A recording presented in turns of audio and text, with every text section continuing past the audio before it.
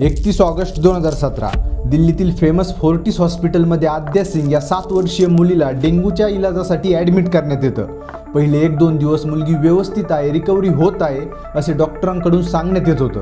त्यामुळे तिचे आई वडील निश्चिंत होते। पण 5व्या दिवशी आद्याची तब्येत इतकी बिघडते की तिला व्हेंटिलेटरवर शिफ्ट करावं लागतं। त्यानंतर मुलगी कशी आहे, ती जिवंत आहे की नाही याबाबतची कोणतीच माहिती तिच्या आई वडिलांना डॉक्टर्स देत नव्हते। त्यानंतर 14 दिवस असेच निघून गेले। पण शेवटी तिच्या आई वडिलांनी आम्हाला आमची मुलगी दुसऱ्या हॉस्पिटलमध्ये घेऊन जायची असे म्हटल्यावर फोर्टिस हॉस्पिटलमधील डॉक्टरांनी आद्या सिंगला मृत घोषित केलं आणि तिच्या वडिलांना 16 लाख रुपयांचे बिल भरण्यास सांगितलं। पण आद्याच्या वडिलांनी तिच्या इलाजासाठी 5 लाख रुपयांचे कर्ज घेतले होते। बाकीचे पैसे कुठून आणायचे म्हणून त्यांनी फेसबुकवर एक भावनिक पोस्ट केली। त्यामध्ये घडलेला सर्व प्रकार व हॉस्पिटलचे बिल सुद्धा दाखवले आणि ती पोस्ट इतकी व्हायरल झाली की ते बिल्स व आद्याच्या इलाजाचे सगळं सत्य बाहेर आलं। सोबत हरियाणा गव्हर्नमेंटने या घडलेल्या प्रकरणाच्या चौकशीसाठी एक इन्व्हेस्टिगेशन कमिटी सुद्धा स्थापित केली आणि त्यामध्ये अनेक खुलासे झाले आणि त्यात धक्कादायक म्हणजे त्या 7 वर्षाच्या मुलीला 14 दिवसात तब्बल 660 इंजेक्शन देण्यात आले होते। म्हणजे बिल वाढवण्यासाठी तिला ओव्हर ट्रीटमेंट देण्यात आली होती। सोबत इलाजासाठी वापरल्या जाणाऱ्या गोष्टींच्या किमतीबाबत नॅशनल फार्मास्युटिकल प्राइसिंग ऑथॉरिटीने पडताळणी केली। त्यात समोर आले की ज्या ब्लड टेस्टसाठी 70 रुपये लागतात तिथे त्यांना 5400 रुपये लावण्यात आले होते। एक डिस्पोजेबल सिरिंज जी की फक्त 15 रुपयांना मिळते ती 200 रुपयांना लावण्यात आली होती। त्यानंतर सलाईनमध्ये औषधाचे प्रमाण किती सोडायचे यासाठी लागणाऱ्या 3 वे स्टॉप वॉल हा 6 रुपयांना मिळतो, तो आद्याच्या बिलामध्ये 106 रुपयांना लावण्यात आला होता। सोबत 9 रुपयात मिळणाऱ्या ग्लोव्जसाठी 75 रुपये लावण्यात आले आणि असे 2700 ग्लोव्ज यूज झाले असं बिलात दाखवण्यात आलं होतं। म्हणजे बिल वाढवण्यासाठी हॉस्पिटलने कोणतीच मर्यादा ठेवली नाही आणि हे प्रकरण समोर आले म्हणून आपल्याला सगळ्या गोष्टी कळल्या। पण आज देशात सगळीकडे हेच चालू आहे। कुठे बिल वाढतंय, कुठे जबरदस्ती ॲडमिट करायला लावतायत, कुठे नॉर्मल डिलिव्हरी होत असताना सुद्धा सी सेक्शन करतायत आणि असे खूप मोठे स्कॅम येतं ज्यांना आपण देव मानतो तेच आपल्यासोबत करतायत। आणि याचाच पर्दाफाश करण्यासाठी महाराष्ट्रातील हेल्थ ॲक्टिव्हिस्ट अरुण गद्रे यांनी प्रायव्हेट हॉस्पिटलमधील 78 डॉक्टरांचा इंटरव्ह्यू घेतला होता, ज्यात त्या डॉक्टरांनी त्यांच्या पूर्ण प्रोफेशनमध्ये कोणकोणत्या प्रकारचे स्कॅम पाहिले याबाबतची माहिती घेतली आणि त्याचा एक रिपोर्ट पब्लिश केला होता। आणि ज्यावेळेस या व्हिडिओच्या रिसर्चसाठी मी तो रिपोर्ट वाचत होतो तेव्हा तर मला धक्काच बसला, कारण आपण विचारही करू शकत नाही अशा भयानक पद्धतीने आपल्यासोबत स्कॅम होत आहेत। आणि असेच 5 प्रकारचे स्कॅम त्यांनी त्यांच्या रिपोर्टमध्ये उघडकीस आणलेत। त्यात पहिला आहे ॲडमिशन स्कॅम। यामध्ये तुम्हाला गरज नसतानाही कसं बळजबरीने ॲडमिट केलं जातं याचं एक उदाहरण देऊन सांगतो।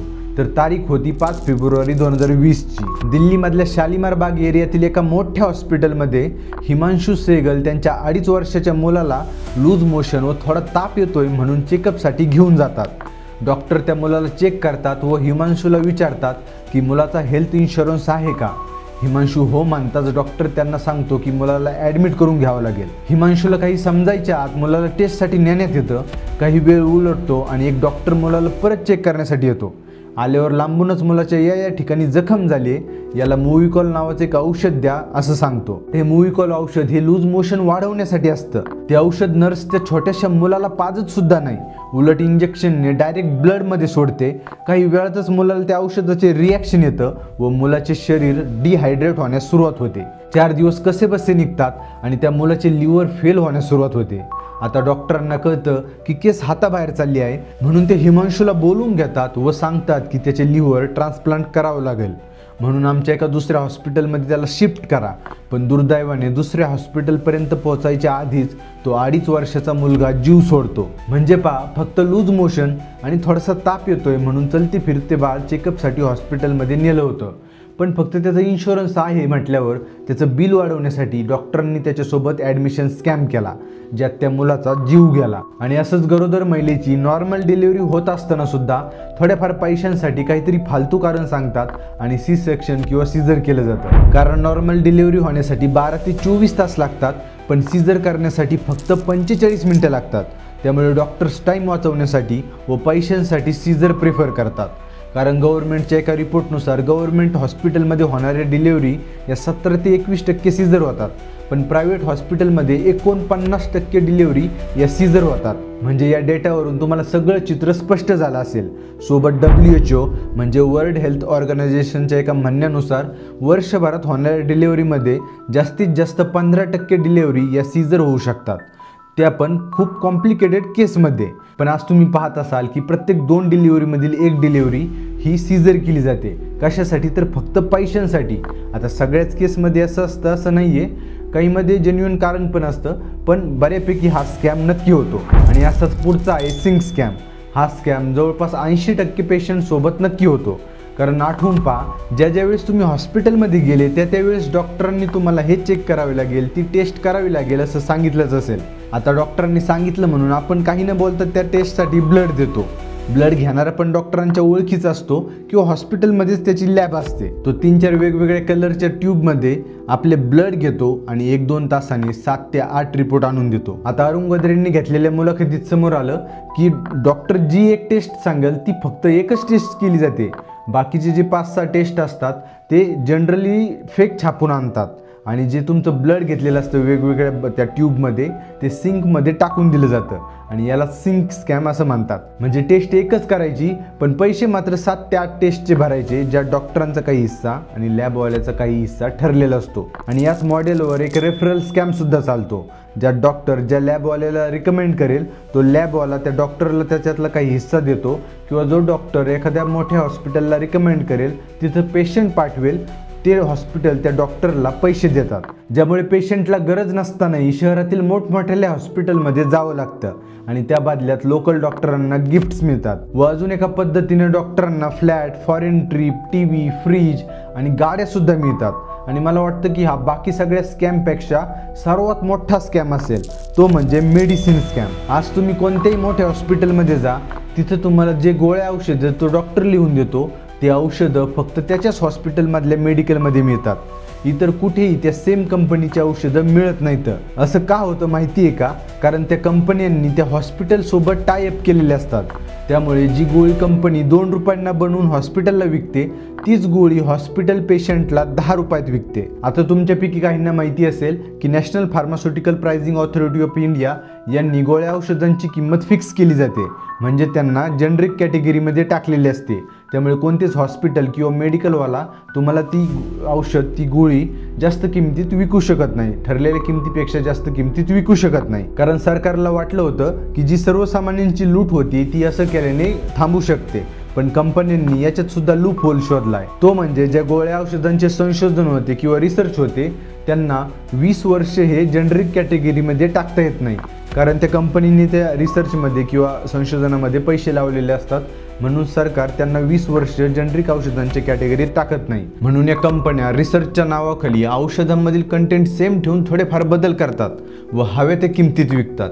व त्या विकण्यासाठी त्यांना हॉस्पिटल मदत करतं. त्यासाठी डॉक्टरना हे MR लोक TV, fridge, foreign trip, flat, गाड्यासुद्धा गिफ्ट करतात. त्यामुळे एखादी ब्रँडेड टॅबलेट तुम्हाला जर 20 रुपयांना मिळत असेल तर ती सेम कंटेंट असलेली टॅबलेट जनरिकमधून तुम्हाला 2 ते 5 रुपयांना मिळते. आणि हेच 5 ते 6 स्कॅम अरुण गद्रे यांच्यामुळे पब्लिक झाले आणि ते आपल्याला कळले. पण आजही अनेक प्रकारे हे हॉस्पिटल, लॅब किंवा मेडिकलवाले सामान्य जनतेला भयानक पद्धतीने लुटत आहेत, ज्यावर सरकारचा अजिबात कंट्रोल राहिलेला नाही आहे. पण हे एक नोबेल प्रोफेशन आहे. यात आपण डॉक्टरांना देव मानतो आणि हेच देव किंवा हेच डॉक्टर त्यांच्या पेशंटला किंवा भक्तांच्या जीवाशी खेळून त्यांची लूटमार करत आहेत. आता सगळेच करतात असं नाही आहे. काही डॉक्टर्स किंवा काही हॉस्पिटल असे आहेत की कमीत कमी खर्चामध्ये ते सामान्यांची सेवा करतात आणि त्यांचाच आदर्श बाकीच्या डॉक्टर्सनी किंवा हॉस्पिटल्सनी घेतला पाहिजे. आणि जे डॉक्टर सरकारी खर्चातून MBBS किंवा इतर कोणतेही डॉक्टरकीचे जे शिक्षण घेतात त्यांनी तरी ही लूटमार केली नाही पाहिजे. पण एक स्टडी सांगतो जो ऐकून तुम्ही एकदम थक्क व्हाल.